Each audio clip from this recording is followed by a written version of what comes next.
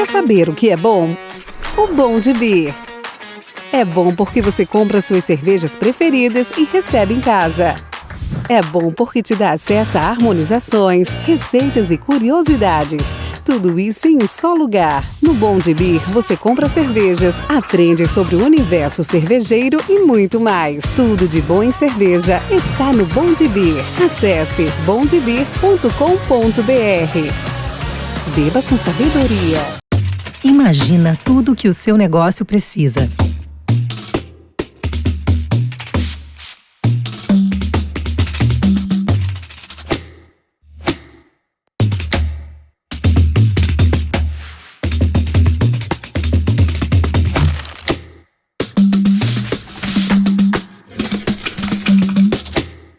Crédito para sua empresa acontecer. Banco do Brasil, para tudo que você imaginar.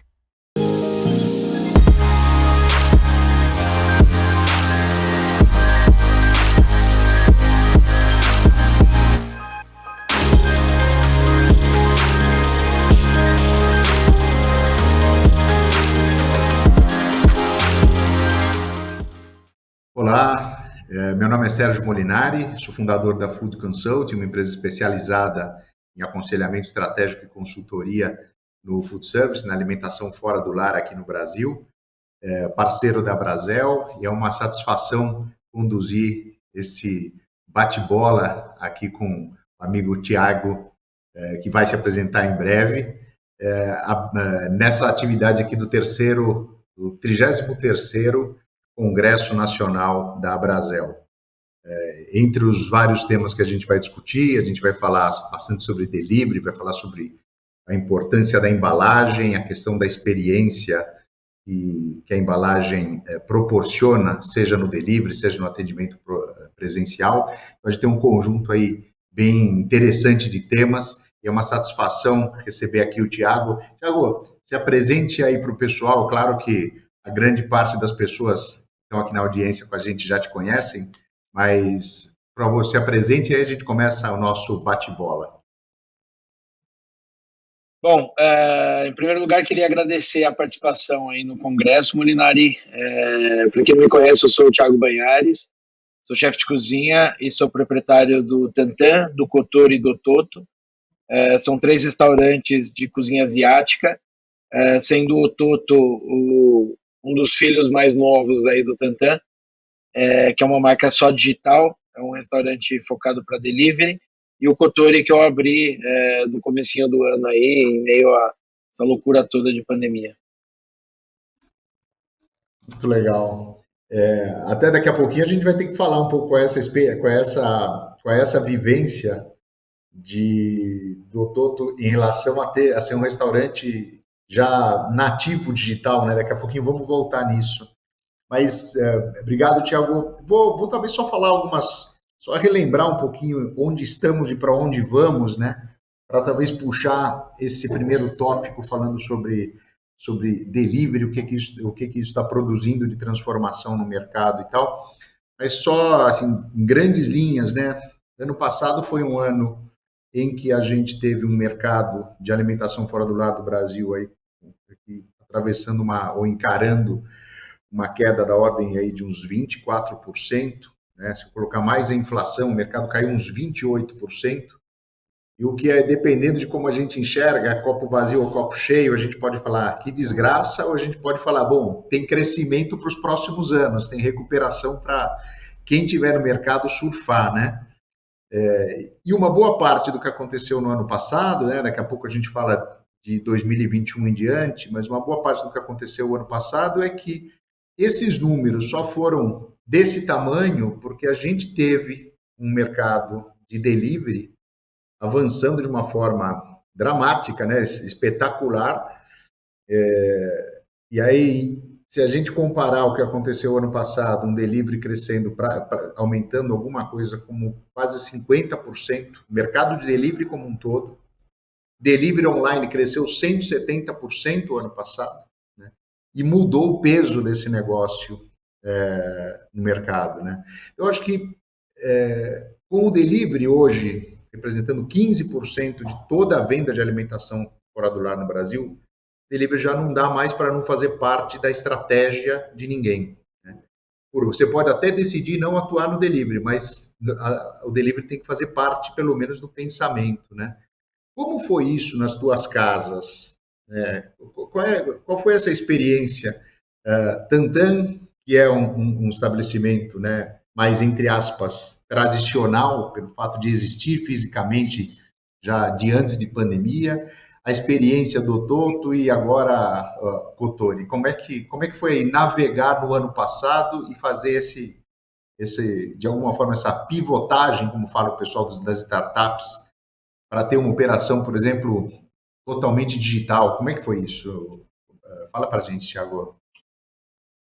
Bom, eu acho que a palavra, acho que além de resiliência, é aprendizado, né? Eu acho que foi uma loucura, né? A gente tinha o Tantan que estava quase completando 5 anos aí de não ter fechado um dia aí dentro dos dias de operações que a gente trabalhava, e aí veio essa loucura toda em fevereiro do ano passado e a gente teve que colocar a cabeça para trabalhar, né? O Tantan nunca foi um restaurante focado para delivery, e quando eu montei a operação, justamente porque eu tinha pego um imóvel muito pequeno, eu queria fazer um investimento de baixo custo no comecinho, e não tinha espaço para venda de delivery, né? Não, acho que grande parte das operações de restaurante, principalmente as que são um pouco mais conceituais, não tinham um pouco isso em mente, né?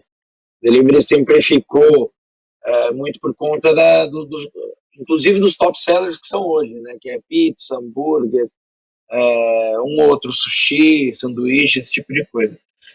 E aí quando veio a pandemia, muita gente foi pego de calças curtas aí, e comigo não foi diferente. Então, assim, lá no comecinho, a gente já estava num pré-processo de expansão. Eu já estava com a ideia de abrir uma outra casa, que era o Kotori, por sinal, que era um restaurante de yakitori. A gente pegou o imóvel uma semana, a gente tinha acabado de fechar o imóvel, né, um processo de negociação aí que durou de 3 a 4 meses, e uma semana depois a pandemia explodiu e fechou tudo. Obviamente, a gente não sabia quanto tempo esse negócio ia demorar. No meio do caminho a gente fez algumas mudanças estratégicas do Kotori para pós-pandemia, mas voltando um pouco lá no Tantan, quando teve o decreto, né, determinando o fechamento do físico do restaurante, a gente começou a tentar agir o mais rápido possível, criando não só protocolo de segurança, mas tentando entender o que do nosso restaurante viajava bem, né? Porque o Tantan sempre foi um misto de bar e restaurante, e muito do que a gente oferecia lá não fazia sentido para o cara em casa receber dentro de uma caixinha. Então a gente teve que fazer algumas adaptações, a gente teve que fazer uma leitura rápida do cardápio aí, do que viajaria bem, do que entregaria um pouco dessa experiência, principalmente porque a gente sempre foi um dogma para a gente que o Tantan não vendia um produto, né? Não vendia um atendimento, sempre vendeu experiência, né? E a experiência desse cara começa desde a hora que ele impacta com o nosso, ele cruza com o nosso restaurante numa mídia social, passando desde a hora que ele para o carro no valet. Então ela falou, como que eu vou passar essa experiência para o cliente, sendo que eu não consigo me conectar com ele a não ser via delivery. Então a gente começou, e eu sempre fui muito obcecado por design, né? Eu sempre gostei muito, né? Eu sempre, além de ser chefe de cozinha das casas, eu que praticamente fazia a identidade visual de cardápio, uniforme, esse tipo de coisa. E aí eu comecei a colocar a cabeça para baixo, pensar, desenhar a embalagem, desenhar o que eu conseguiria fazer num curto espaço de tempo, para poder entregar essa experiência que eu estava restrito a oferecer. Uma preocupação nossa desde o começo foi entregar uma embalagem que ela fosse biodegradável, uma embalagem que ela fosse ecologicamente correta, porque eu sentia que mesmo no meio do caos aí, a gente tinha um pouco essa responsabilidade aí com o planeta. E aí, obviamente, para você personalizar alguma coisa, para você criar uma embalagem personalizada, não é da noite para o dia. Então, obviamente, comecei um processo de pesquisa, falei, putz, vamos tentar arrumar aqui uma solução com adesivo, com alguns impressos, vamos fazer uma sacola bacana, que era o que a gente conseguia fazer na época. Eu lembro que tinha uma preocupação sanitária muito grande, né, do contato do entregador, né, da quantidade de mãos que ia tocar naquele produto. E aí a gente desenvolveu até uma safe bag, que a gente chamava, que era basicamente uma sacola de plástico que ela ia por fora da embalagem, justamente para a hora que a pessoa recebesse o produto na casa dela, ela poder descartar aquilo. Já tinha um álcool gel ali para ela poder fazer a higienização e daí então ela começar a mexer no produto dela, né? E aí, uma semana depois de tudo isso, a gente falou, putz, precisamos pensar se esse negócio vai demorar muito tempo. O que a gente consegue entregar como produto e Uma como bola de experiência, cristal em além... cima da mesa, inclusive, né, Tiago? Que vai ser. Exato. Isso foi uma das dificuldades que a gente sofreu durante esse tempo todo, até agora, né? Você não sabe exatamente o que vem pela frente em quanto tempo ainda, né? Uma coisa que a gente começou a cogitar era, se isso demora muito tempo, muita gente vai ficar sem trabalhar, obviamente a renda das pessoas vai ficar um pouco mais curta. Eu sei que no comecinho teve aquele boom de delivery que todo mundo pedia e o pessoal se empolgava porque tinha muito restaurante que às vezes o cara até não ia fisicamente por uma questão de tempo ou de agenda e o cara conseguia pedir na casa dele. Mas eu entendi que em algum momento a grana dessa galera poderia ficar curta e a gente precisava pensar em também tentar entregar alguma coisa com custo-benefício e uma comida um pouco mais comfort para o cara comer no dia a dia. Né? Não dá para o cara comer uma comida de um restaurante que ele vai aos finais de semana, segunda, terça, quarta, quinta, sexta. Então, foi daí que surgiu a ideia de montar o Ototo. E dentro da atmosfera que a gente tem de conceito que é o Japão, que é a cozinha asiática, uma das coisas que eu tinha em mente era, falei, putz, eu vou abrir um restaurante focado em marmita, focado numa comida do dia a dia. E aí eu tentei, óbvio, correlacionar com o meu conceito, e tem o bentô, que é um negócio que no Japão ele não é só consumido para, de fato, para o cara que está trabalhando, para o cara que está viajando, mas no dia a dia. Você tem os bentoyás, que são os lugares que produzem essas marmitas, e você pode simplesmente passar na rua, parar e comer uma marmitinha. E aí tinha um lance todo ainda que era uma vantagem, que o bentô é uma comida que ela pode ser comida em temperatura ambiente. Então eu não tendo essa necessidade do produto chegar 100% quente na casa do cliente, eu conseguiria atender um raio maior. Eu conseguiria esticar um pouco a minha área de entrega sem depreciar o produto. E aí a gente subiu o Ototo, assim, uma semana depois, ele nasceu dentro do Tantan, a gente dividia a cozinha. Como o Tantan nunca trabalhou no almoço, eu falei, olha, então vamos trabalhar o Ototo no almoço, que acho que onde o bentô faz um pouco mais de sentido, esse tipo de marmita, e aí à noite a gente trabalha com a cozinha do Tantan, que ela é um pouco mais uma cozinha que tem esse ar noturno, né, esse ar de um pouco de boemia. E aí... A própria casa, né, o próprio ambiente da casa, né, também empurra para isso, né? Exato. E aí no meio desse período todo, tinha o projeto do Kotori, que a gente estava tocando, a gente precisava entender um pouco mais do que ia ser, a gente pausou o projeto, até para saber que caminho esse barco ia levar a gente. E aí eu falei, olha, não dá para pensar daqui para frente em fazer um restaurante sem ter a possibilidade dele operar no delivery. Então eu fiz algumas mudanças, por exemplo, eu coloquei um corredor lateral de serviço, que eu consigo não mudar tanto a característica do meu atendimento do salão e coexistindo com um serviço de delivery. Eu ia ter um bar pequenininho no fundo do Couturi, a gente acabou abrindo mão e estendendo um pouco mais o salão, não só por causa que a gente sabia que ia ter as limitações de distanciamento, ia precisar de um lugar muito mais amplo, muito mais arejado, e assim a gente foi tentando se adaptar e criar soluções aí exatamente para as coisas que a gente nem conseguiria entender o que ia ser o futuro, entendeu? Deixa eu pegar do que você falou. A gente tem tema para falar aí por 2 dias já, né? Do que você acabou de falar. Agora dá para puxar tema para conversar 2 dias. Mas acho que tem alguns tópicos, né? Que eu vou tentar juntar uns 3 assuntos num só. Mas quando você fala, por exemplo, de experiência, né?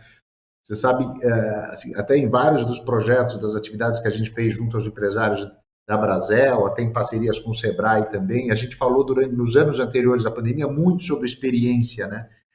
E o que acabou acontecendo é que a gente viu, por exemplo, durante o período da pandemia, a gente viu muito empresário com uma certa dificuldade de conseguir delimitar o que é a experiência relevante que ele entrega na loja e qual é a experiência esperada ou desejada no delivery. Algumas questões são meio comuns, né, Tiago? Mas, assim, quando você fala o que é muito relevante no delivery, o que é muito relevante na loja, tem pontos que não são iguais, né? Então, sei lá, a questão do tempo de entrega, a questão da embalagem, né? A questão por exemplo, da apresentação do prato na mesa, que no caso de comer em casa é outro jogo, né? Então, eu acho que essa questão, pegando um pouco da experiência, né? E que você também falou do cardápio para o delivery, o cardápio para a loja. Então, a gente viu muito estabelecimento, muito restaurante que ele fazia meio que copiar e colar, né? Ele meio que queria fazer o cardápio. Ele imaginava que o cardápio do restaurante obrigatoriamente tinha que ser o cardápio do delivery, e vice-versa, né? Que assim, você não poderia ter meio que adaptações olhando para aquele tema que você falou de viajabilidade, né? Então, ajuda um pouco a gente a pensar essa questão assim, de até onde a experiência de delivery e de loja conversam e onde que você acha que se fala, olha, tem que botar uma atenção nesse tipo de coisa quando eu falo do delivery e tem que colocar atenção em tal outro tipo de coisa quando eu falo do restaurante, para meio que derrubar um pouco esse dogma de que as experiências, que você tem que tentar traduzir a experiência de um no outro, né? Uma coisa eu não estou falando de perder a personalidade da marca, eu estou falando de que experiência que a gente entrega em cada um desses modelos de atendimento. Como é que você vê isso, cara? Acho que, assim, como você falou, a gente tem assunto para falar por 2 horas aqui sem parar, né? São 2 anos de experiência acumulada no meio do fogo, né? Bom, eu vou exemplificar, por exemplo, as coisas que eu tive que adaptar, que acho que corrobora um pouco do que você está falando. Por exemplo, o Tantan sempre foi conhecido pelo o ramen, né, que é um produto que é um macarrão ensopado numa tigela que tem um caldo quente. A gente sabe que transporte de líquidos no delivery é um negócio super complicado, super difícil. Até porque, como eu estava insistindo em trabalhar com embalagens biodegradáveis, né, embalagens ecologicamente corretas, a vedação desses produtos é muito difícil. Então, assim, a gente sabia que não dava para substituir 100%, mas a gente tinha que escolher aquelas coisas que realmente eram necessárias. Então, no primeiro momento, eu falei, olha, não consigo me livrar 100% de todos os plásticos da embalagem. Eu, no mínimo, tenho que colocar meu caldo do ramen num saquinho a vácuo ou numa garrafinha para poder fazer a vedação disso daí, para poder chegar, né, para o cliente, não só ou para ele poder esquentar ou chegar quente. Né? Então a gente foi navegando e foi testando um pouco do que acontecia. Então, as primeiras embalagens que apareceram para a gente, falou, putz, tem um copinho de papel que tem uma vedação, tal, mandou. Aí chegava na casa do cliente metade do caldo. porque obviamente tinha aquele chacoalho, né, do motoqueiro, do transporte, e aí isso acabava quebrando a experiência, e o cara tinha uma puta expectativa sobre o meu produto. Então eu falei, olha, vamos pensar aqui, a gente não é só uma casa de irame, a gente tem muitas outras coisas. Se a gente quer realmente que a pessoa tenha qualidade, que seja... Porque eu acho que uma coisa que a gente não pode esquecer é que quando um restaurante... Quando eu falo restaurante conceito, não é um restaurante que tem um chefe por trás, tem um trabalho, tem um nome, e que também carrega um pouco de tendência, quando ele vai para o delivery, automaticamente as pessoas criam a expectativa que elas vão comer exatamente a mesma coisa que elas comem em loco. Né? E eu falei, putz, se eu for tentar bater na tecla que eu tenho que entregar esse produto exatamente igual, eu vou falhar. Então eu vou ter que colocar uma etapa para o cara fazer em casa, para justamente ele se aproximar da experiência que é do restaurante. Então eu falei, olha, o nosso ramen ele não vai pronto. Ele precisa de pelo menos 2 passos do cliente, que é pegar o pote, colocar no micro-ondas, esquentar 2 minutos. Por quê? Porque eu consigo mandar o caldo numa temperatura negativa, né, ele praticamente congelado, ele não vai derramar durante o transporte, e a hora que o cara esquenta, né, ele consegue atingir a temperatura que eu preciso, e se ele simplesmente fosse abrir essa temperatura, né? Essa temperatura ela ia sofrer uma mudança, porque você não sabia se o entregador estava levando mais de um pedido, 2 pedidos, a distância do cliente até o restaurante. Então eu tive que colocar essas etapas. Coloquei algumas opções para o cara cozinhar o macarrão na casa dele, se ele quisesse. Aí ele se aproximava mais ainda do que era a experiência dentro do restaurante. E algumas outras coisas dentro desse produto. Por exemplo, uma coisa que sempre foi legal, que as pessoas sempre elogiaram, né? A playlist da casa. A gente colocava, né, um papelzinho com a playlist do restaurante para o cara tentar reproduzir um pouco do que é a experiência de estar no Tantã. E uma coisa que sempre foi fundamental, né? Como que a gente consegue conversar com o nosso cliente que deixou de ir para o restaurante? As mídias sociais. Então a gente entendeu que uma boa parte do que a gente tinha que entregar como experiência era essa comunicação com o cliente. Era mantendo esse cliente ativo, conversando com ele, lançando produto novo no delivery, né? Mesmo sabendo que a cozinha do Tantã era uma cozinha de bar, né? Era uma cozinha que normalmente ela funciona melhor se comendo fisicamente, eu também comecei a colocar no cardápio alguns pratos que davam um pouco esse ar de comfort food. Comecei a colocar alguns cozidos japoneses, comecei a colocar uns pratos um pouco mais de resistência, comecei a dar dica para o cliente final também de como ele guardar o que sobrou do delivery, porque tinha muita gente que queria experimentar um monte de coisa e acabava sobrando comida. Né? E eu queria ter essa preocupação do cara, putz, como é que embala? Olha, uma dica, como a embalagem biodegradável ela não tem uma vedação direitinha, né, que garanta 100% que não vai entrar oxigênio ali, o cara vai colocar na geladeira e pode ressecar. Falava, olha, embala isso daí, passa um plástico filme em volta, coloca de repente num saquinho que você tem guardado aí, coloca, aí na hora de resquentar, pinga um pouquinho de água, coloca no micro-ondas tantos minutos. Eu acho que essa comunicação, né, estreita com o consumidor, falando do produto, né, e já deixando ele ciente do que ia acontecer caso ele não fizesse algumas etapas ou tomasse alguns cuidados, a experiência dele poderia ser comprometida, entendeu? Então esses são, por exemplo, um dos exemplos que eu posso dar de coisas que eu tive que adaptar para minha experiência poder viajar dentro disso aqui.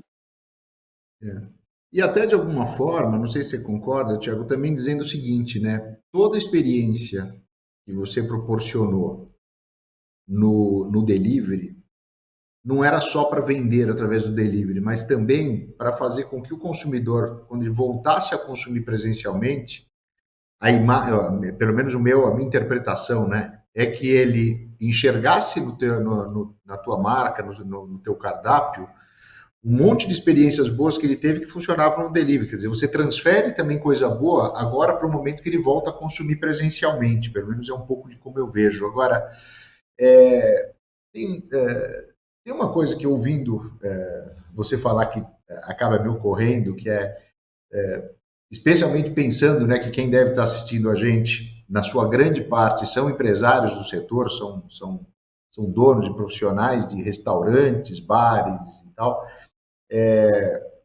Fico me perguntando um pouco sobre segmentação de cliente, porque você está falando de um grau, né, de informação, até de educação para o consumo, de cuidados, da embalagem, que a gente até vai entrar logo em seguida. Isso daí, assim, fica uma pulga atrás da orelha para mim, dizendo o seguinte: isso daqui não é um delivery que se aplica, ou não é um cardápio, um conceito, e consequentemente uma manifestação disso no delivery que se aplica a qualquer nível de consumidor, né? Seja do ponto de vista de poder aquisitivo e até de informação para o consumo, né? E eu estou falando sobre isso, Thiago, porque uma discussão que a gente tem com muita frequência no setor a gente vê o pessoal falando muito, promoção, desconto, né? Os vouchers que os marketplaces disparam para os consumidores, tudo isso confunde muito o mercado. E eu tenho debatido bastante, dizendo o seguinte: para determinados perfis de consumidor é verdade, mas tem outros perfis de consumidor que buscam mais valor agregado, que buscam mais conceito, que buscam mais essa experiência, e onde, para esse cara, o que faz a diferença não é o voucher ou o cupom de desconto, mas é como que chega até mim essa experiência, que é boa parte do que você estava contando até agora.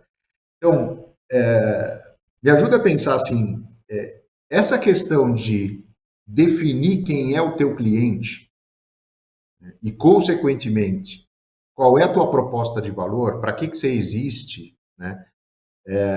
Você vê a coisa dessa mesma forma, você vê que esse universo todo, que às vezes a gente coloca numa bacia só do consumo pelo delivery, você entende que, na verdade, isso são várias caixinhas, ao invés de uma só grande, e que quanto mais você entender o teu consumidor, você consegue ser mais preciso para desenhar essa experiência que você quer que ele tenha? Sem dúvida, sem dúvida. Acho que a primeira coisa, né, sempre foi tentar entender quais seriam os clientes do delivery. Eles seriam os mesmos clientes do restaurante? Qual era a missão quando a gente migrou do consumir logo para o delivery? A gente sempre manteve uma relação muito estreita com o nosso consumidor através da mídia social. E o propósito do restaurante, né, ainda reforça a ideia quando eu falo, é um restaurante de conceito. É um restaurante de conceito. Na minha visão, o que eu entrego ali dentro, além do produto e até mesmo além da experiência, é uma mensagem. E eu estou interessado em dialogar com esse cara que está indo lá. Eu não quero que ele vá só pelo produto para matar a fome dele. Quero que ele vá lá para entender o que eu estou querendo dizer, quais são as referências que eu estou querendo resgatar, qual que é a experiência que eu quero que ele tenha, né? Então, como eu já tinha definido que esse era o público físico do Tantan, né, no salão, eu acredito que era o mesmo público que eu queria manter essa comunicação próxima, e é o público que eu preciso dialogar durante a pandemia, durante o momento que as pessoas estão em casa. Então, acho que um pouco da experiência que a gente entregava, né, não só além das soluções de embalagem, da solução de design, da solução de experiência, era manter a comunicação com esse cara, né? E aí, como você falou, né, existem várias caixinhas, vários conceitos de restaurante e vários públicos para esses conceitos. Foi por isso que eu montei o Ototo, né, que era justamente para não só atender aquele meu público que era habitué do Tantan, mas também galgar um degrauzinho para outros públicos, né, que era aquele cara que realmente tem uma faixa, tem um ticket médio, que está disposto a gastar um valor que seja talvez até metade do que ele gastaria no Tantan, entendeu? E aí, isso poderia também ter um efeito reverso de pescar esse cara para trazer para dentro da mensagem que eu estou querendo, E o cara fala, putz, olha, eles têm um outro restaurante que chama Tantan também. E aí o Ototo, ele tem algumas políticas diferentes. A gente trabalha um pouco mais com desconto, a gente trabalha com essa história dos vouchers, como você falou. A ideia não é só ficar na bolha e no nicho do público-alvo que é o do Tantan. Né? E eu acho que é fundamental você entender qual que é o seu cliente, né? Qual que é aquele cliente que você está buscando e qual que é a linha de comunicação que você vai ter com ele. Assim, no fundo, quando você fala do Toto, você está falando muito do conceito de dark kitchen, né? Que virou uma pandemia de um tempo para cá, né? Tem a pandemia da Covid, mas tem a pandemia também das dark kitchens. Das dark kitchen. Tem muita coisa que vai naufragar no meio do caminho, porque tem muita iniciativa feita meio que sem técnica, sem entendimento um pouco de vantagens e desvantagens, mas quando você fala que você adaptou, né, ajustou a operação de cozinha do Tantan para entrar como operação do Ototo, agora você está falando sobre ticket médio que é diferente, o apelo promocional entre os dois também é diferente, etc. A gente vê vários estabelecimentos ou vários empresários do setor, né, Tiago, e ele fica um pouco nesse meio do caminho. Então, a gente vê, por exemplo, muitos e muitos clientes que a gente vê durante o ano, e ele pega uma mesma marca de restaurante, e aí ele tem essa marca se manifestando, sei lá, na forma de uma hamburgueria, numa aba dos marketplaces, ele é uma pizzaria na outra, ele é um restaurante na outra, etc. E às vezes você acaba percebendo que no fundo, a marca não tem acaba não tendo personalidade, porque um cara que consegue navegar de hambúrguer até um restaurante tradicional, passando por uma pizza e etc., talvez ele não consiga construir alguma imagem junto ao consumidor. Em algum momento, quando você pensou em criar o Ototo, né, que eu estou chamando aqui de uma dark kitchen, se eu estiver errado, pode me corrigir de boa. Em algum momento da trajetória em que você estava pensando em criar uma operação mais digital, mais voltada exclusivamente para o delivery, você pensou em usar alguma marca, a marca do restaurante original para essa operação? Ou já era muito claro que você tinha que separar a marca, você tinha que criar uma marca diferente, já que os teus objetivos eram diferentes? Não, na verdade, assim, isso é um conceito que eu sempre tive de que eu nunca imaginei expandir, isso eu tô falando até antes de pandemia, né? Eu nunca imaginei expandir o restaurante replicando o mesmo conceito. Por exemplo, eu não acho que existam dois Tantãs. Eu não abriria, pelo menos essa é a minha concepção hoje, né? A gente nunca sabe o dia de amanhã e a pandemia está aí para provar isso para gente. Eu nunca quis replicar o meu negócio, eu nunca abri o Tantan para ser uma fórmula replicável. E aí, quando veio o negócio do delivery, isso já era muito claro. Se eu quisesse viajar e navegar em outros mares, né, em outros conceitos de comida, em outras técnicas, eu tinha que ter outras marcas que elas poderiam ou não se correlacionar com o Tantan. Mas replicar a mesma marca, jamais. Eu pelo menos, a minha estratégia ela não passa nesse sentido. Sempre foi ter, por exemplo, né, o Ototo, e eu acho que um pensamento que é válido né, todo mundo, vamos pensar daqui para frente, né, todo restaurante tem que ter o delivery. E os restaurantes que nasceram do delivery, eles também precisam de um pensamento ou depois da pandemia? E o Ototo foi uma marca salão, que lá atrás... e o Ototo foi uma marca lá atrás que eu pensei, eu vou criar algo que ele funcione digitalmente, funcione numa dark kitchen, né? Mas que também eu tenha a possibilidade de repente, ter uma lojinha do Ototo. E não necessariamente ela precisa vender os mesmos produtos, mas ela tem que ter um guarda-chuva ali das possibilidades do que eu preciso adaptar, né? Que é o processo inverso. O que eu posso vender na loja física que eu não consigo vender no delivery. E a ideia é expandir o Ototo também fisicamente, mas de uma maneira que é realmente uma marca pensada para ser replicada, pensada para ter esse apelo emocional, onde eu consiga atender todo tipo de faixa etária. que é uma coisa que eu não conseguia no Tantan. Por exemplo, o Tantan eu vendo bebida alcoólica, né? E boa parte da nossa comunicação no Instagram é focada no bar. Então, eu não consigo atingir, por exemplo, uma criança, né, um adolescente, uma pessoa de idade. E aí o Ototo já tem esse outro lado, que ele é um pouco mais funny, a marca.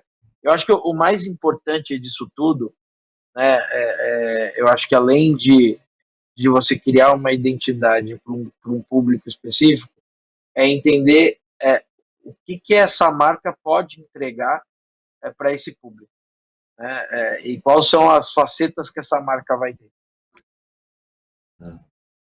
Agora, vamos falar um pouquinho de embalagem. A gente falou já um pouco de embalagem, pensando um pouco mais no lado um pouco mais funcional dela, né? Algumas necessidades que a gente tem quando fala de embalagem no delivery, então o não vazar, né?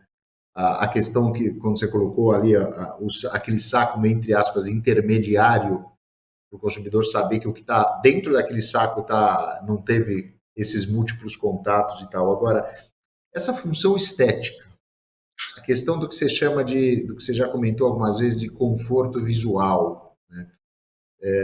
Estava me vindo à cabeça aqui, Tiago, é o seguinte: quando a gente pesquisava sobre experiência de consumo nos restaurantes, né, antes da pandemia, o aspecto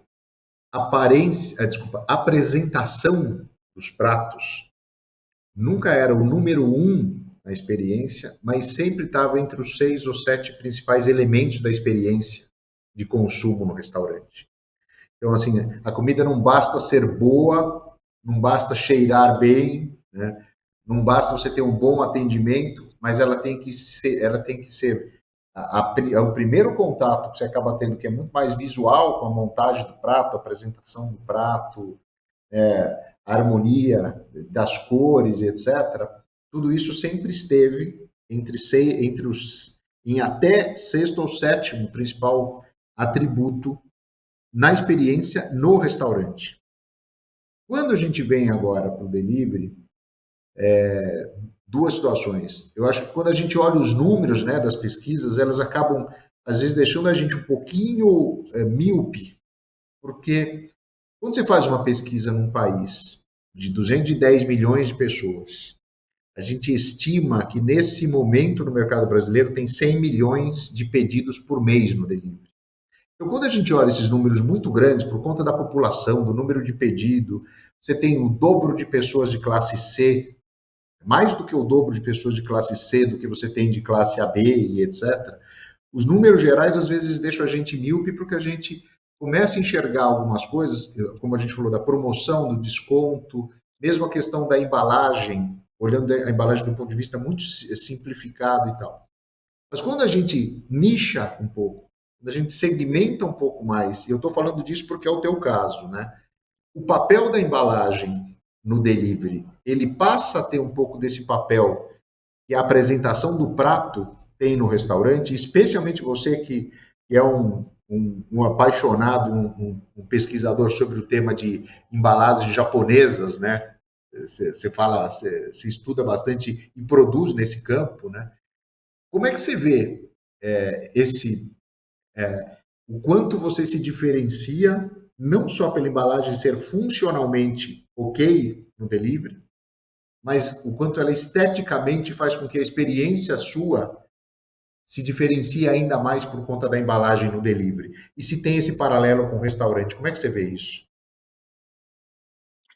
Eu acho que tem esse paralelo. Eu acho que uma coisa, por exemplo, quando a gente está no delivery, né, e uma coisa que sempre...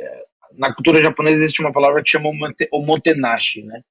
Omotenashi seria, ao pé da letra, a hospitalidade elevada ao máximo possível, né? O que é você oferecer hospitalidade para o cliente, né?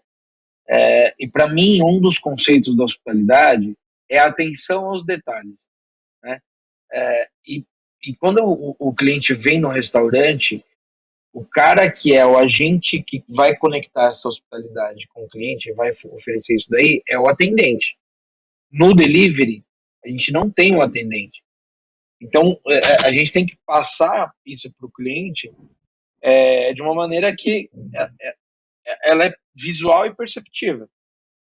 Um exemplo, às vezes a maneira como você vai lacrar o teu saco do delivery, na tua sacola, tua bag, e onde você vai localizar, por exemplo, o álcool gel para o cara higienizar a mão para poder abrir tua embalagem, né?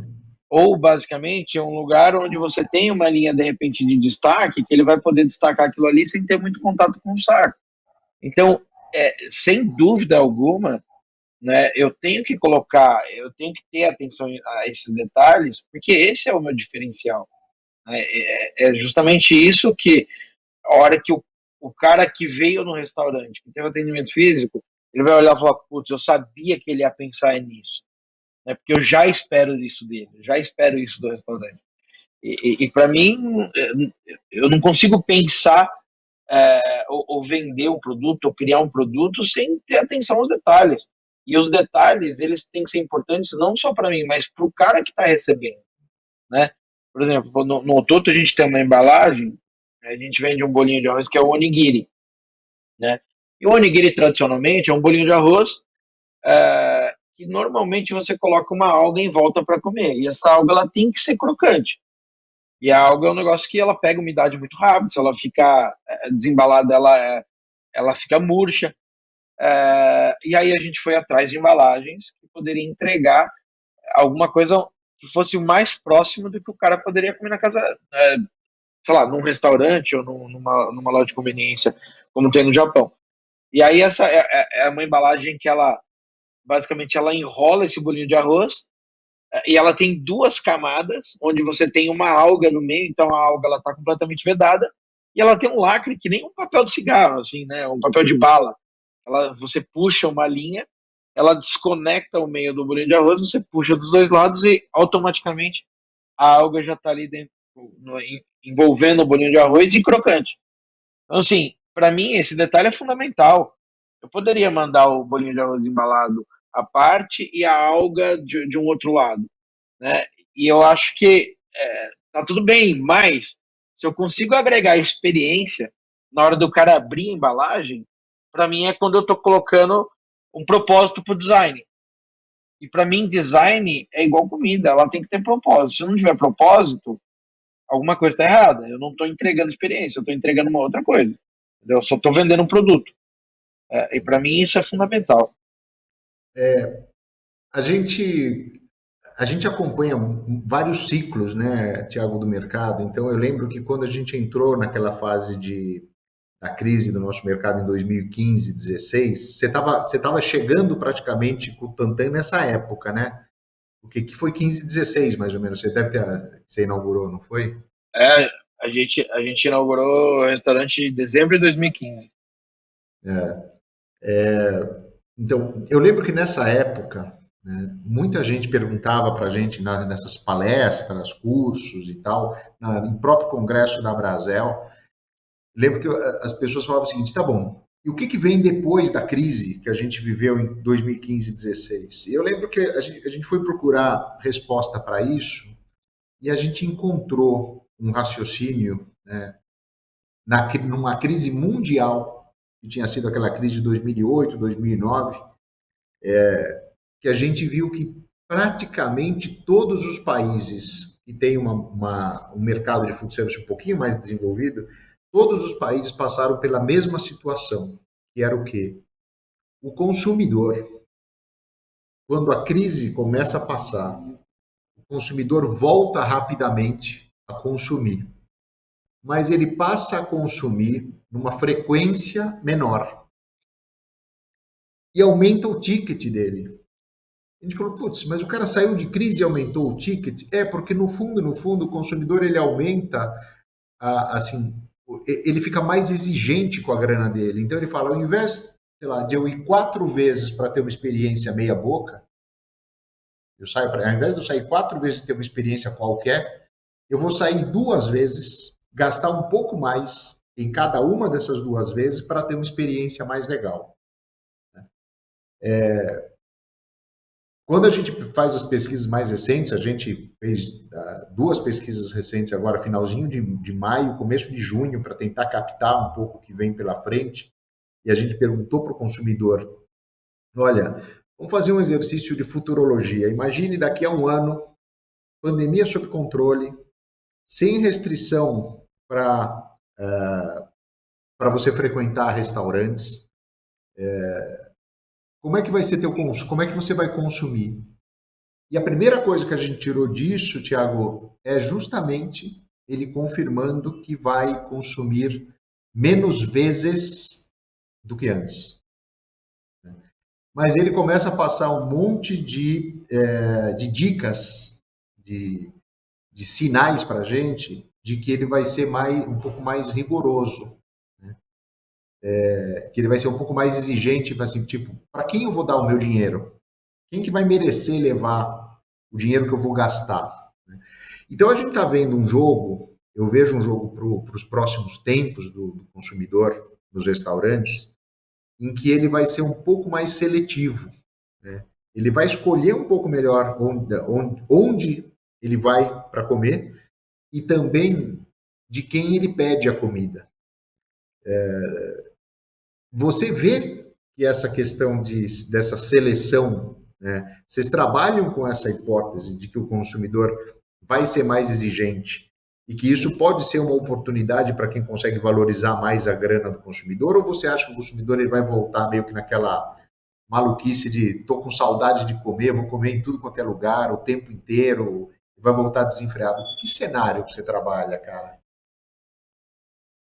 Eu acho que assim, isso eu acho que não é uma hipótese, ela já é uma realidade. Eu vejo que nesse processo de retomada, eu percebo duas coisas que mudam no comportamento, né, das pessoas e dos clientes. E eu acho que muito disso é porque quando você gera escassez, você gera uma valorização das experiências, né, uma valorização daquilo que te faz falta. Isso é histórico e faz parte do mundo. Como você vê nos lugares que passaram por guerras, que você tem um aproveitamento maior dos ingredientes, dos insumos, das proteínas, se consome mais miúdos nesses lugares. Isso é um exemplo.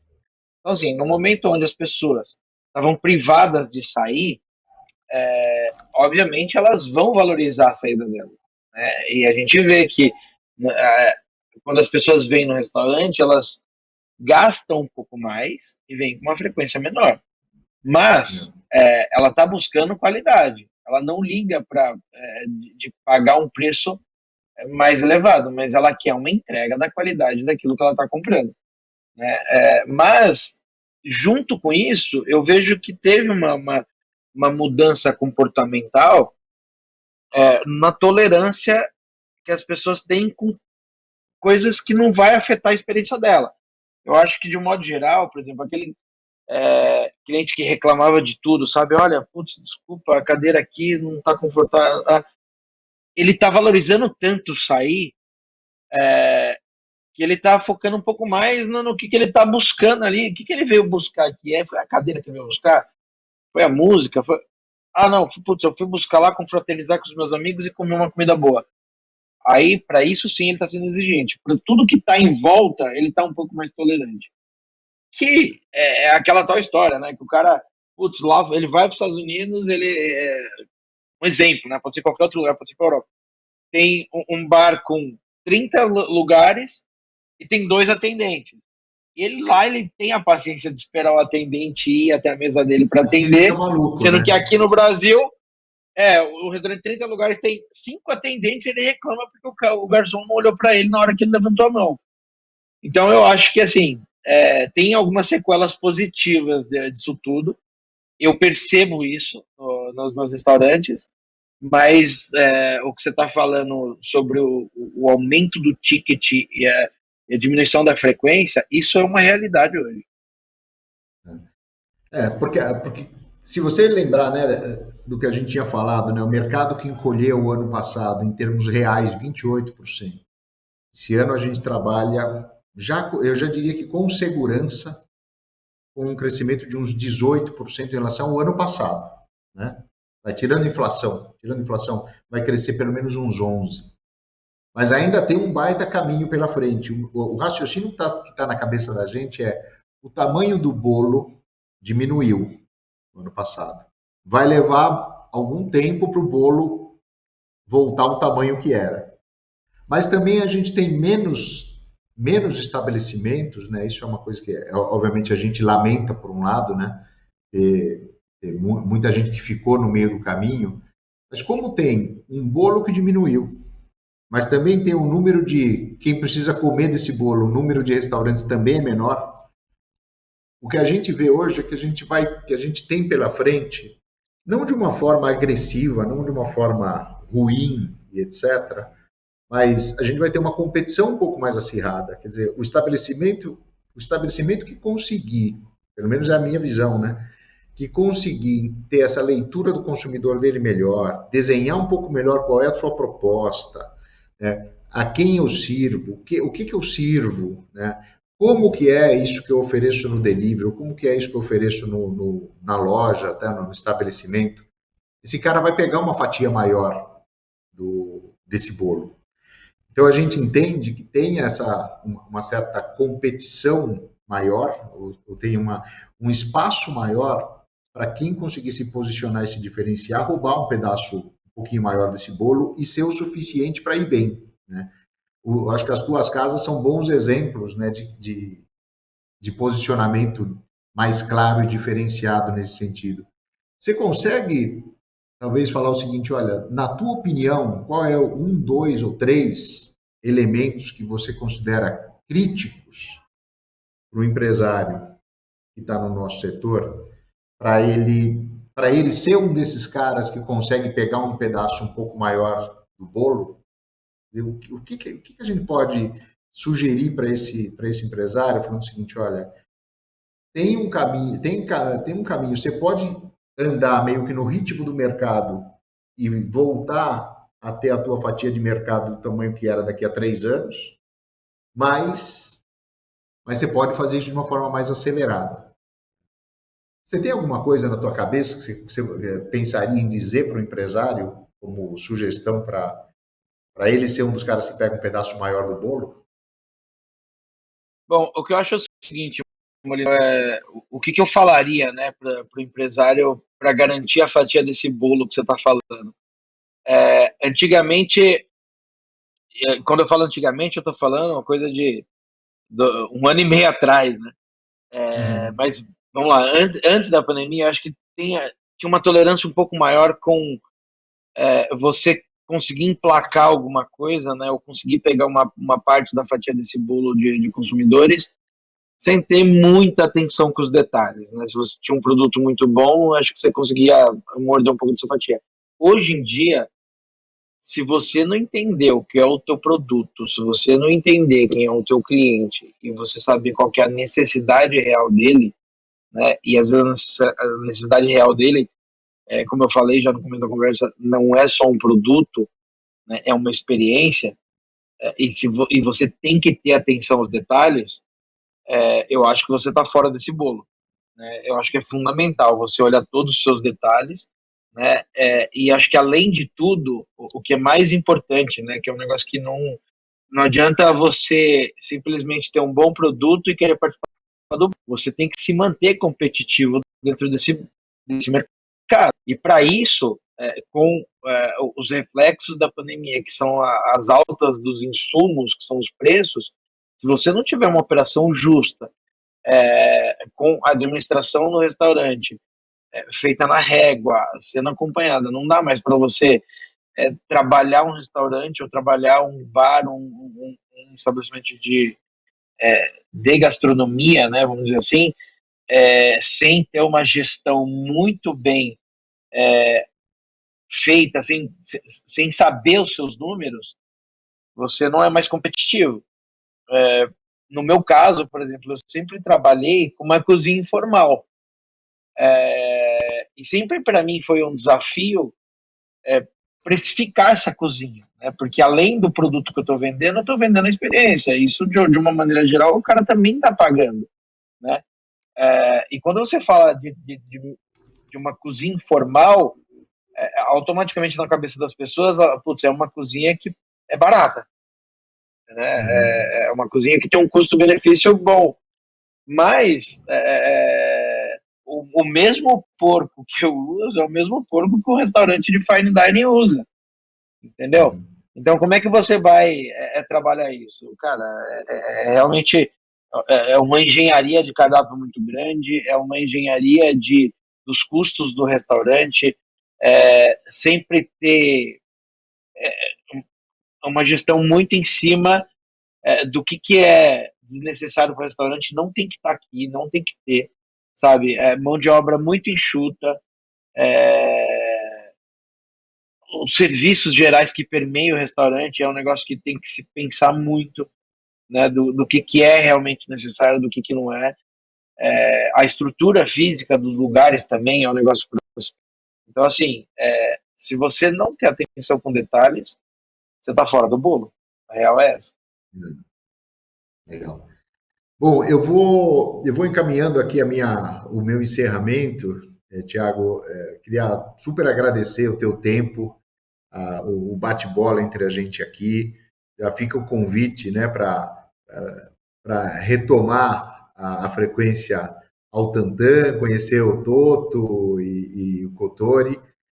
Muito, muito obrigado pela contribuição. Eu queria só passar uma última mensagem, depois se você quiser fazer alguma palavra final, Thiago, mas numericamente, a gente tem muito provavelmente um último trimestre ou quadrimestre desse ano bem aquecidos dentro do food service brasileiro. A curva de recuperação ela anda para valer a partir de setembro. A gente estudou o que acontece nos países que já chegaram aí a níveis de imunização a partir de 30%. Imunização é 2 doses de vacina ou a dose única. Né? E é mais ou menos nesse momento que os mercados começam a entrar numa curva de recuperação muito acelerada. Então, quando que isso acontece no Brasil? Provavelmente em algum momento de setembro. Né? Isso acontecendo significa que a gente tem um último trimestre que a gente tem que estar preparado para absorver e para acelerar, para capturar essa curva de recuperação. E que se isso acontecer, a gente coloca um pé no 2022 já entrando numa etapa de recuperação. Meu principal cuidado, na minha opinião, é a gente não facilitar ter alguma recaída, ou a gente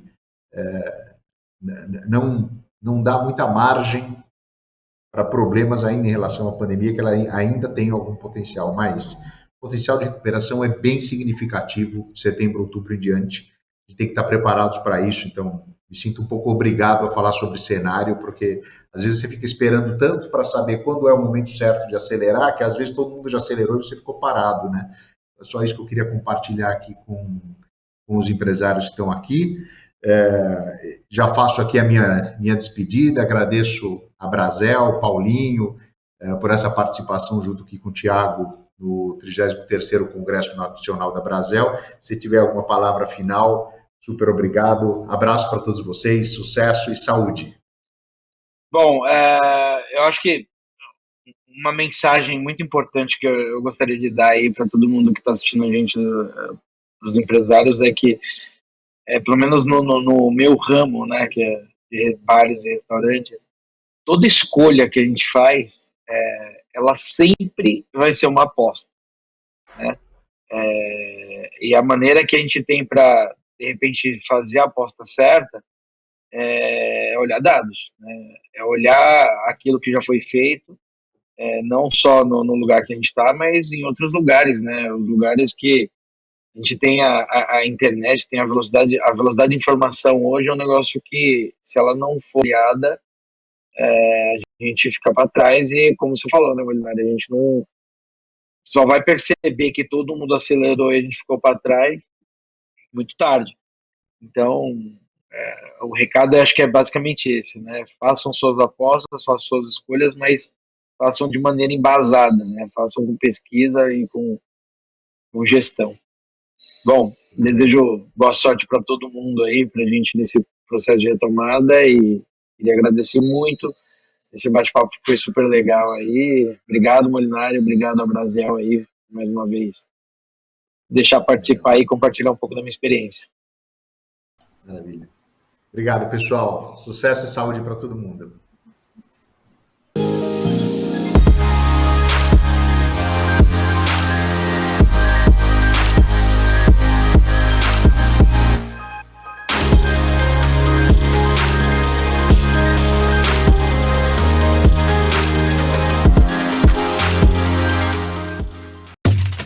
imagina tudo o que o seu negócio precisa.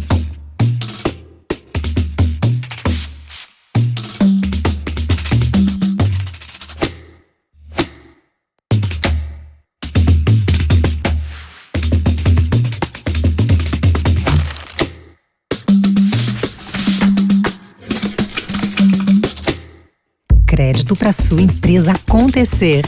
Banco do Brasil, para tudo que você imaginar. Quer saber o que é bom? O Bom de Beer.